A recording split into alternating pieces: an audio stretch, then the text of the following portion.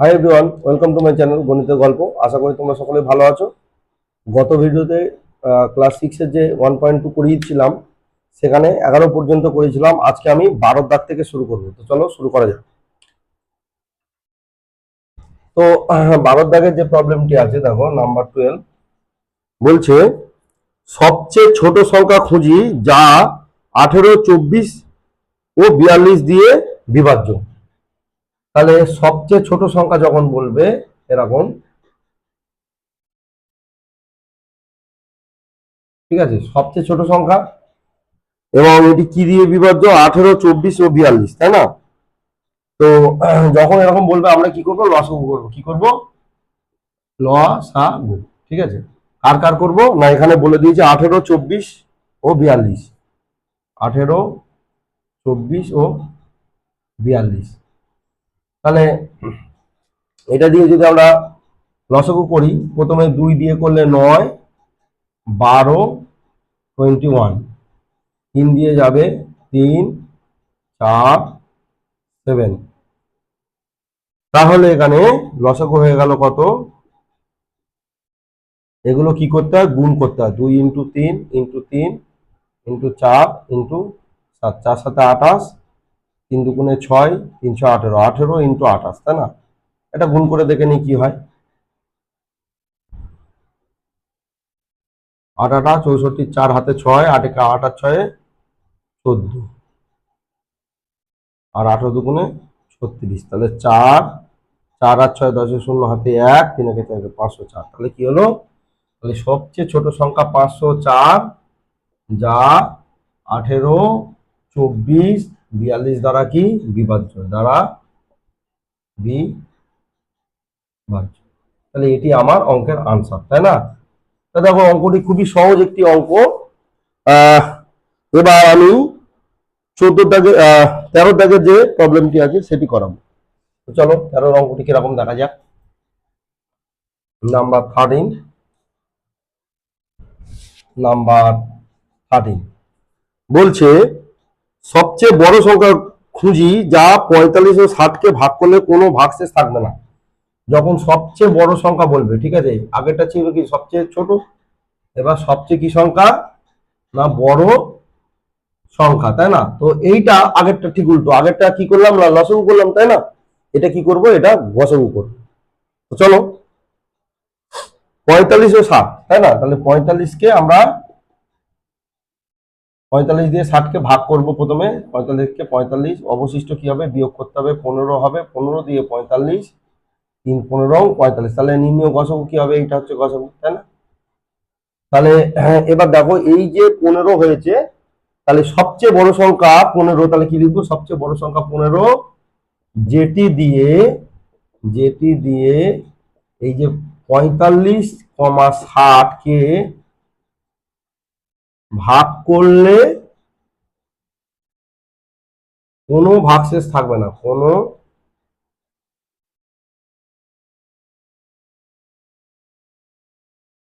কোনো ভাগশেষ থাকবে না। তাহলে এটিও খুব একটা কঠিন কিছু নয়, সহজ। একটা লসাগু করলাম এবং একটা গসাগু করলাম, তাই না? এবার আমি পরের যে অঙ্ক সেটিতে যাই। পরের যে প্রবলেমটি দেখো, দুটি সংখ্যার লসাগু ও গসাগু বলে দিয়েছে, গুণফল কত। এটি খুবই সহজ অঙ্ক। দুটি সংখ্যার লসাগু কত বলেছে? 252, গসাগু হচ্ছে 6। তাহলে দুটি সংখ্যার লসাগু 252 এবং গসাগু 6। তাহলে সংখ্যা দুটির গুণফল চাইছে। সংখ্যা দুটির গুণফল কিভাবে করব?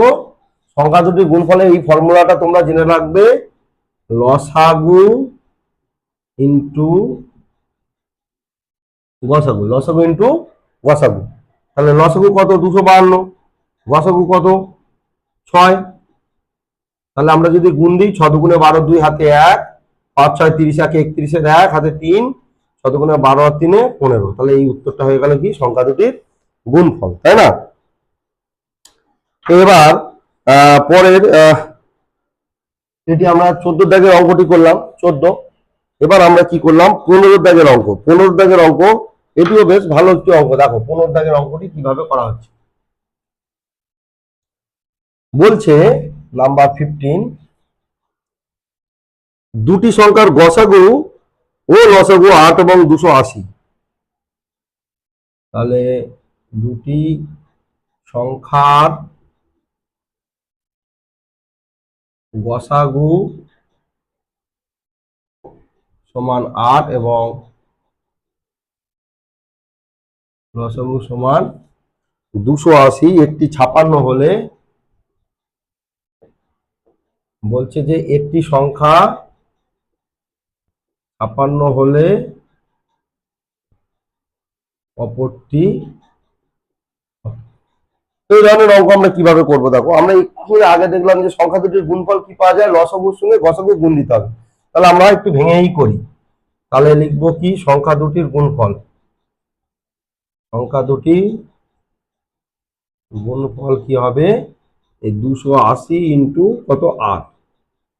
তাহলে যেহেতু একটি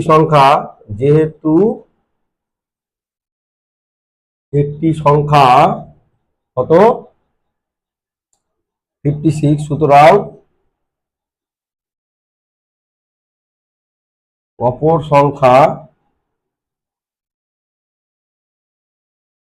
কি হবে না 280 ইন্টু 8 বাই 56। 56 দিয়ে কি করতে হবে না ভাগ করে দিতে হবে। গুণফলটা পেয়ে গেছি, একটা সংখ্যা দেওয়া আছে, তাহলে কি করবো অপর সংখ্যাটি করতে গেলে কি করবো ভাগ করবো।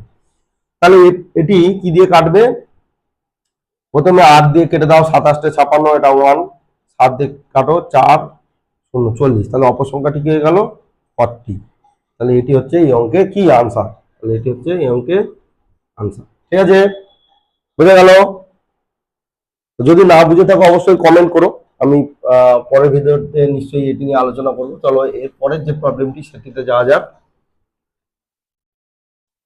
পরের যে 16 দাগের যে প্রবলেম বলছে, দুটি সংখ্যার গসাগু 1, সংখ্যা দুটি কি? বলছে যে দুটি সংখ্যার গসাগু 1। এরকম অনেক সংখ্যা হয়। আমি যদি 15,16 নিই তাহলে হয়ে যাবে। আমি যদি বলি 20, 23 সেও হয়ে যাবে। ঠিক আছে, আমি যদি বলি 4, 5 তাও হবে। তো তোমরা চেষ্টা করবে দুটি পরপর সংখ্যা নিয়ে নেবে, ব্যাস। তাহলে আর তোমাদের ভাবার কোনো দরকার নেই। 9, 10, 11, 12, ঠিক আছে, এরকম দুটো সংখ্যা নিয়ে। তো চলো পরেরটা দেখি। এটি তো খুবই সহজ অঙ্ক, এটি অনেক উত্তর হয়।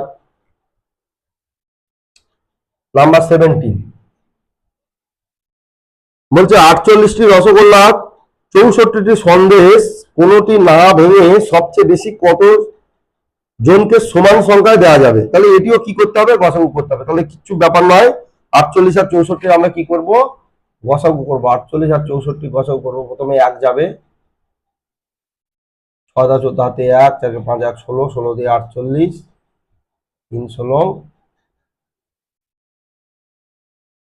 48 মিটে গেল। তাহলে এখানে গসাগু কি, তাহলে 16 হলো গসাগু। তাহলে লিখতে হবে কি 48টি রসগোল্লা ও 64টি সন্দেশ না ভেঙে সর্বোচ্চ 16 জনকে দেয়া যাবে। এটা হচ্ছে আমার অঙ্কের উত্তর। দেখো অঙ্কটি কত সহজ। আমরা অঙ্কের দুটো সংখ্যা দেওয়া ছিল, জাস্ট কি করলাম গসাগু করলাম, ব্যাস অঙ্ক শেষ। তাহলে তোমরা কেন অঙ্কে ভয় পাও? এভাবে অঙ্ক করলে তোমাদের অঙ্কে ভয় পাওয়ার কথা নয়। আর যদি ভয় পাও বেশি বেশি করে প্র্যাকটিস করবে, ব্যাস তাহলেই হবে। তো চলো 18 দাগের অঙ্কটি দেখা যায়। নাম্বার 18 অঙ্কটি এখানে কি বলছে, বিভাস ও তার বন্ধুরা মিলে 8 জন অথবা 10 জন করে সদস্য নিয়ে নাটকের একটি দল তৈরির কথা ভাবলো। কমপক্ষে কতজন থাকলে উভয় প্রকার দল তৈরি করতে পারে। এই ধরনের অঙ্ক তোমরা কি করবে, জাস্ট লসগু করবে। তাহলে এখানে কি আছে 18 এবং কি আছে 40, 8 অথবা 10। তাহলে 8 আর 10 কে আমরা কি করব এলসিএম করব। 2 দিয়ে 4, 2 দিয়ে 5, আর তো যাবে না। তাহলে 2 ইন্টু 4 ইন্টু 5 সমান 40। তাহলে এর আনসার কি হবে আনসারটি এরকম লিখবে যে কমপক্ষে এতজন থাকলে, তাহলে লিখতে হবে কি কমপক্ষে 40 জন থাকলে উভয় প্রকার দল তৈরি করা যাবে।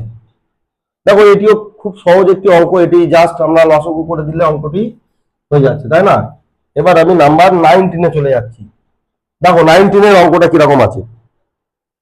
এক্ষেত্রেও তাই, যদুনাথ বিদ্যা মন্দিরের স্কুলের ষষ্ঠ শ্রেণীর ছাত্রছাত্রীদের স্কুলের বাগানে লাগানোর জন্য পঞ্চায়েত থেকে ফুল গাছের চারা পাঠিয়েছে। হিসাব করে দেখি 20টি, 24টি বা 30টি সারিতে লাগালে প্রতি ক্ষেত্রে প্রতি সারিতে সমান চারা থাকে, কমপক্ষে কতগুলি চারা পাঠিয়েছে। যখনই অঙ্কে কমপক্ষে বলবে তোমরা কি করবে, চোখ বুঝে লসগু করে নেবে, ব্যাস। তো এখানে কি আছে 20, 24 ও 30, তাহলে 20, 24 আর 30। প্রথমে 2 দিয়ে দেবো, 10, 12, 15, আবার 2 দিয়ে যাবে, 5 দুগুণে 10, 6 দুগুণে 12, 15টা যাবে না। এবার কত দিয়ে যাবে, 5 দিয়ে যাবে, 5 একে 5, 5 একে 5, 6টা যাবে না, 3, 5, 15, আবার 3 দিয়ে যাবে, এটা 1, এটা 2, এটা 1, তাহলে আর যাবে না। তাহলে লসাগু নির্ণয়, লসাগু কি হবে, লসাগু সমান 2 × 2 × 5 × 3 × 2, একগুলো আর লিখলাম না। তাহলে 2 দুগুণে 4, 4 5 20, 20 3 3 × 60, 60 দুগুণে 120, তাহলে আমার কি হলো এখানে 120। তাহলে উত্তরটা কি লিখবো, পঞ্চায়েত থেকে কমপক্ষে 120টি চারা পাঠিয়েছিল। তাহলে এখানে লিখতে হবে যে কি পঞ্চায়েত থেকে কমপক্ষে 120টি চারা পাঠিয়েছিল। বুঝতে পেরেছো তোমরা? আশা করি তোমরা এটি বুঝতে পেরেছো, খুব একটা কঠিন কিছু নয়। এবারে দেখো আরেকটি ভালো অঙ্ক, যেটা তোমাদের পরীক্ষাতে থাকে বেশিরভাগ সময়। তো এই অঙ্কটি কিভাবে করা হচ্ছে দেখো, 20 দাগের অঙ্ক। 20 দাগের অঙ্কটা আমি একটু বলি। এখানে প্রথমে কি বলছে যে একটি ইঞ্জিনের সামনের চাকার পরিধি 14 ডেসিমি এবং পিছনের চাকার পরিধি 35 ডেসিমি। তাহলে সামনের চাকা কত, 14, সামনের চাকা 14 ডেসিমি, এটা 14 ডেসিমি, আর পিছনের চাকা হচ্ছে 35। ঠিক আছে, এরকম দুটো চাকা আছে। এবার এখানে বলছে কি যে কমপক্ষে কত পথ গেলে দুটি চাকা পূর্ণ সংখ্যক বার ঘুরবে হিসাব করি। তাহলে এটিও কি করব আমরা, লসাগু করব। তাহলে 14 এবং 35, তাহলে 14 আর 35, তাহলে 14 7 দিয়ে যাবে, 7 দুগুণে 14 আর 5, তাহলে লসাগু হচ্ছে কি 7 × 2 × 5, তাহলে এটা হচ্ছে 14, 70। তাহলে কমপক্ষে এখানে লিখতে হবে কি কমপক্ষে কত, 70 ডেসিমি পথ গেলে, 70 ডেসিমি পথ গেলে দুটি চাকা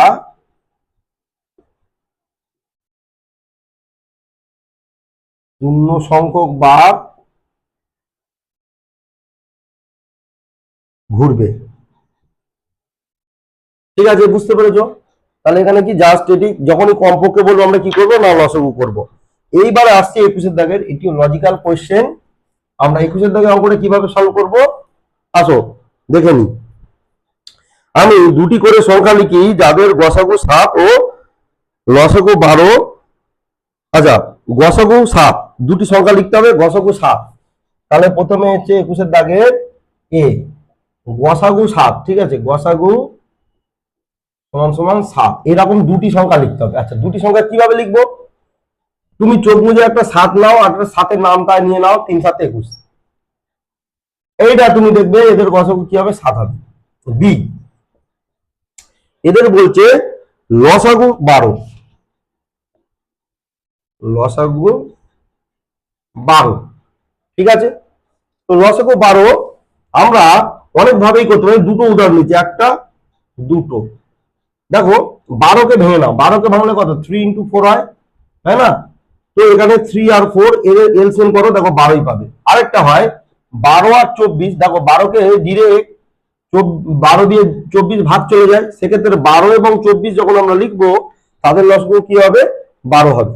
তাহলে বুঝতে পারলে দুটো কনসেপ্ট। তোমরা এইভাবেও আমরা ভাবতে পারো যে এই দুটি সংখ্যার লসগু 12, আবার এই দুটি সংখ্যার লসগু 12। ঠিক একইভাবে এইভাবে 7 আর 21 আমরা এভাবে গসাগুটি করতে পারি। তারপরের অঙ্কগুলো ফাঁকা ঘর লিখেছে, এগুলো তোমরা নিজেরা বাড়িতে করবে, ফাঁকা ঘরে একটি সংখ্যা বসাবে, ঠিক একইভাবে তোমরা চেষ্টা করবে। আর না পারলে অবশ্যই অবশ্যই আমাকে কমেন্ট করো, বা আমার যে মেল আইডি দেওয়া আছে আমার চ্যানেলে সেই মেলে মেল করো, অবশ্যই অবশ্যই আমি রিপ্লাই দেবো। আর ভিডিওটি দেখতে থাকো। ভিডিওটি যদি ভালো লাগে অবশ্যই লাইক করো, আর বন্ধুদের সাথে অবশ্যই অবশ্যই শেয়ার করো, কারণ আমরা একা উপকৃত হলে হবে না, আমাদের সবাইকে নিয়ে চলতে হবে, যাতে সবাই উপকৃত হয়, তার জন্য আমার এই উদ্যোগ। আর আমি যে পঞ্চম থেকে দ্বাদশ শ্রেণী পর্যন্ত যে সিরিজ এনেছি, আস্তে আস্তে একটা একটা করে ভিডিও আপলোড করি। সময় খুব সংক্ষেপ, আমি বিভিন্ন কাজে ব্যস্ত থাকি, তো সেই কাজের ফাঁকে যেটুকু সময় পাই তোমাদের জন্য দিই। তোমরা দেখতে থাকো আর চ্যানেলটিকে শেয়ার করো। ব্যাস আজকে এটুকুই, দেখা হচ্ছে।